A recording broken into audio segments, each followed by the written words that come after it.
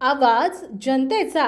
मालेगाव तालुक्यातील करंजी लहान येथे श्री दत्त जयंती महोत्सव आणि दत्तात्रय प्रभू अवतार दिन, अग्रपूजा पारायण सोहळा आणि गीता जयंती आणि श्री पंच अवतार उपहार विधी सोहळा एकदम आनंदात आणि उत्साहात संपन्न झाला। शुभचिंतन परमपूज्य पम श्री गोविंद बाबा सरळ करंजी आणि परमपूज्य पम श्री बोरीकर बाबा शेवलीकर यांच्या प्रसन्नतेने 7 दिवस पारायण सोहळा संपन्न झाला। परमपूज्य पम श्री गोविंद बाबा सरळ यांच्या रसाळवाणीतून कीर्तन आणि पारायणाचा श्रोत्यांनी येथेच लाभ घेतला।